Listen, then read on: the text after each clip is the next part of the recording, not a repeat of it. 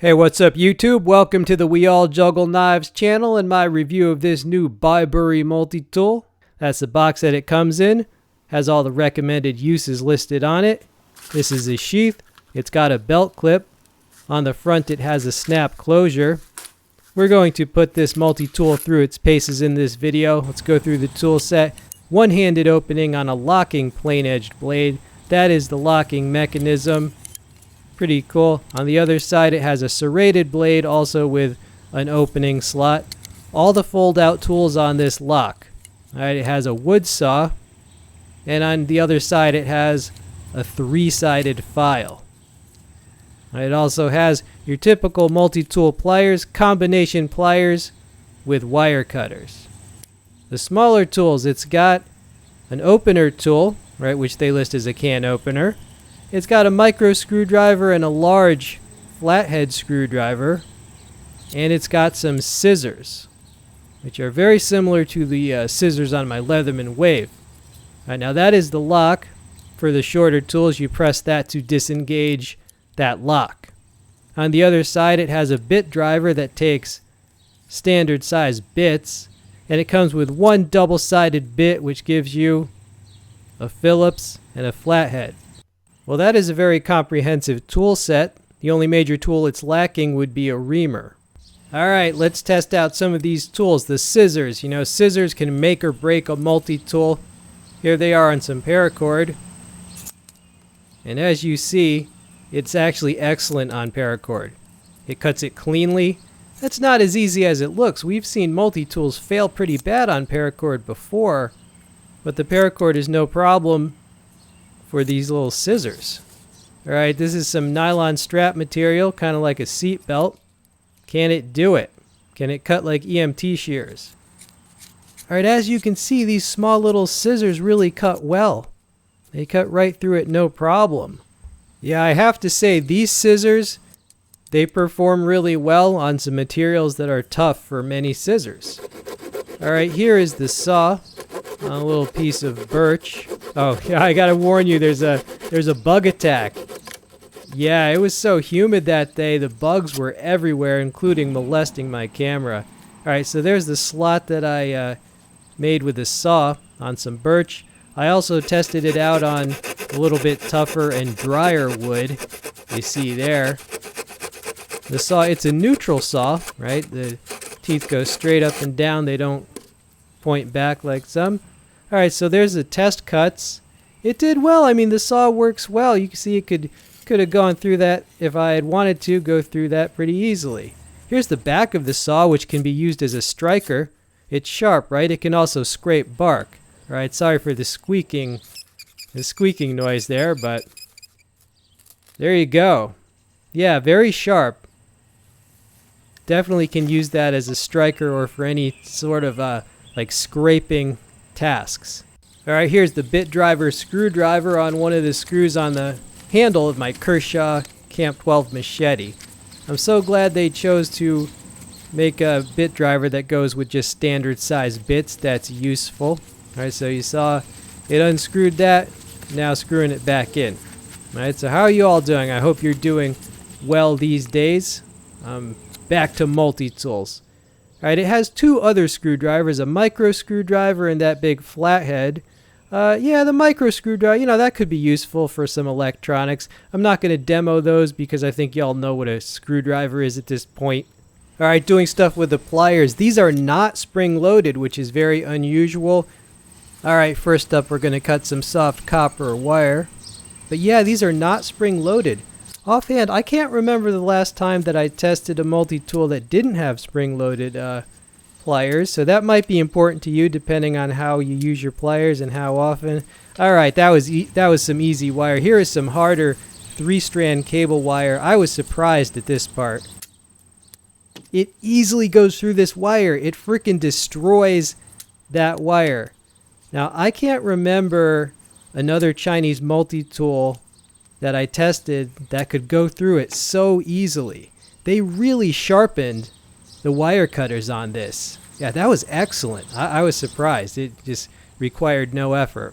Alright, other stuff you can do with the pliers, you can use the needle nose part to manipulate things, to, you know, pull things out, do a little surgery. You can also just bend your wire to whatever shape you need. You know, bend it into a little ring or hook or whatever. Alright, that's one of those snap-off blade utility knives.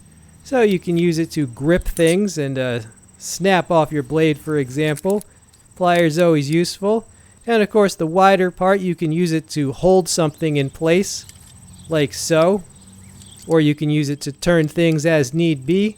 Right, so pliers, always useful. Those were some sharp wire cutters, but no spring loading on those. Alright, interesting. Here is the plain edge blade. I was surprised by this part too.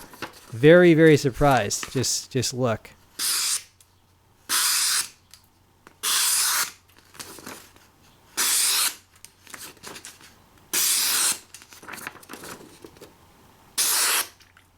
This was sharp as all hell. That was without any touch-up. No touch-up whatsoever. Okay, totally virgin out of the box. Usually to do that, I at least need to put it on a sharpener for a minute or two. This, right out of the box, super sharp. All right, they must have touched it up at the factory. Good job. Here's the serrated blade on that same nylon strap material. Alright, so you see it does go through it, but it does take quite a lot of force to do that, but it does what a serrated blade should do, which is to rip and to tear. You know, that's what serrations are for. Here it is on some paracord. Yeah, so the serrations are okay. I gotta be honest, they're not nearly as sharp as Spyderco serrations or Victorinox serrations, but they do what serrations are supposed to do. Right, they can rip and tear through tough stuff if you have to. Okay, here is that plain edge blade on some wood, and as you can see, wow, that sharp blade, it takes off big slivers of wood. Yeah, they're coming at the camera, but yeah, you can carve, you can do some bushcraft with this. Man, that blade was sharp, right? But yeah, it goes through that dry. That's a shard of dry firewood, kiln dried firewood. It's tougher than definitely tougher than your average branch, and this will just go through it, you know, like that beaver on crack that we always mention. You know, I've done this same test with other multi-tools, and some of them failed because they had a different type of lock, and when I drew it down strongly down a piece of wood, the blade would just bend back almost right away, but this one holds up. Alright, I sped the footage up because we have some other stuff to do, but I was glad to see that this is solidly built. You can use it for some real work. Yeah, making good progress on our vampire stake. Hey, why are you always making pointy sticks? Well, that's, you know, lots of shanks. I guess that's just the toxic masculinity there. But yeah, that was a sharp blade, and it held up to some good use. Alright, now we got finishing off the vampire stake with the file. Right, using it like I normally just use sandpaper to finish on woodwork, but you can smooth things out with this file. You know, multi-tool files are almost never as good as a real industrial file, because a real file is usually tough tool steel and is hardened to be harder than most steels you would file, like most knives, for example. Right, so with the multi-tool file, oh, those are some nails that I filed. I just knocked the rust off. You see where the rust is worn off. But with multi-tool files, you know, including this one, you have to manage your expectations. So it's not going to be as tough or hard as a regular file. However, it's still good for wood, for plastic, for PVC, for softer metals like aluminum, as well as softer steels like, let's say, a lot of cheap throwing knife steels. It just might struggle on harder steels, so be aware of that. All right. Here is the can opener. Viewer discretion. I'm just going to use my left hand because I'm left-handed. But I'm just going to puncture this to prove that it is well sharp and pointed enough to go through a can. All right, that was the can opener. The opener tool also does have a wire stripping notch, you see there. So here it is on some wire. All right, so it does work. You see that it did strip that wire. Could be useful. Okay, final conclusions. What are the good parts? What are the highlights? Well, the scissors were excellent. I have to say, even though they appear to be kind of like a copy of the scissors on my Leatherman Wave, they actually perform a little bit better than the scissors on my Wave. So definitely excellent scissors. I'd give those an A. The wire cutters were very sharp. I was surprised. As I said, I've never tested a made-in-China multi-tool that went through that 3-strand wire so easily and with so little force being necessary. So I like the wire cutters. The blade came crazy sharp. I've noticed that Bibury is really good with their edges. The sharpening on the wire cutters, the scissors, and the plane edge was all top notch, right? I didn't even have to touch it up. That's unusual. They must have somebody at the factory that's like a knife guy. You know, their master machinist must also be a knife guy or something. So good job. Another good feature is the bit driver that takes standard size bits. Now be advised, that extender adapter, I got that from my Multi-Force multi-tool and it does fit, right? So that makes it even more useful. So bit driver, always useful. So those 4 tools there are really the high points, right? The wire cutters, the plane edge blade, the scissors, and the bit driver. As for the wood saw, it was not the worst, but it was not the best. So I would say the wood saw was in the middle, but certainly, definitely very usable. Okay, but now the negatives. Is there anything wrong with the multi-tool? Well, there's a few things you should think about. It does not have a pocket clip, so if you normally use a pocket clip on your multi-tool, that could be important for you. The pliers are not spring-loaded. That could be important for you depending on how often and what you use your pliers for. The serrations they do their job, but they definitely weren't as sharp as Victorinox serrations, for example. And the file, we've already discussed multi-tool files, at least on cheaper multi-tools. Not the equal to just a real file. So you just got to be aware of that. But that's no different from many other tools in the same or lower price range. All right, so those are the only things I can really think of. So my final thoughts, well, overall, the good points definitely outweigh the bad points, and it has a really comprehensive and useful tool set. And there it is next to my beloved Leatherman Wave. So this was conceived as a budget alternative to the Leatherman Wave.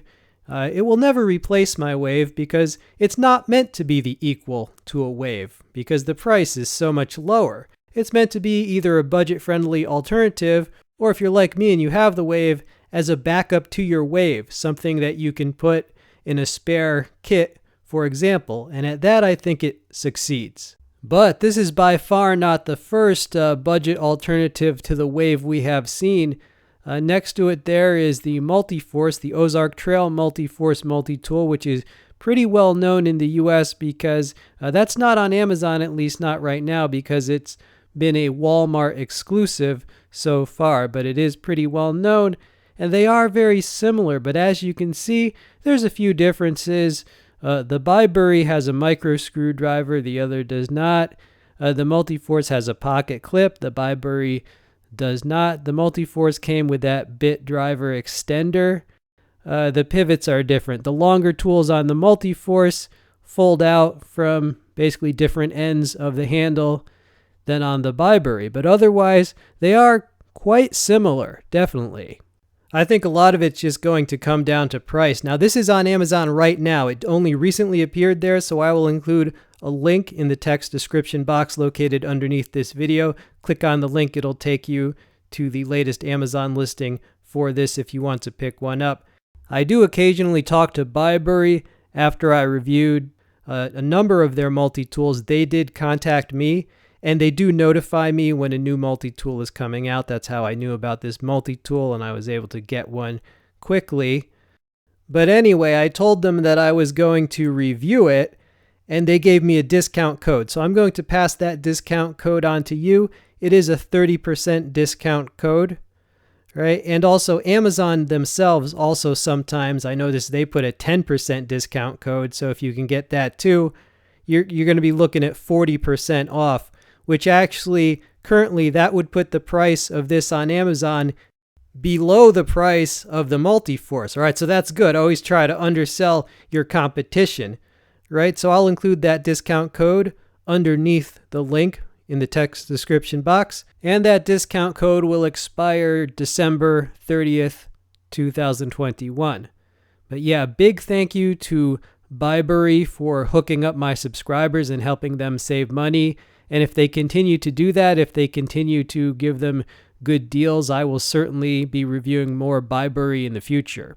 All right, YouTube, I really hope you enjoyed this video. And speaking of multi-tools, I am going to put my top 10 or top 20 $20 or less multi-tools, a list of those in the text description box as well as some higher end multi-tools, my top picks from Leatherman and from Victorinox. All right, so definitely check those out because those links help keep the channel rolling. They support the channel, so I appreciate all who use them.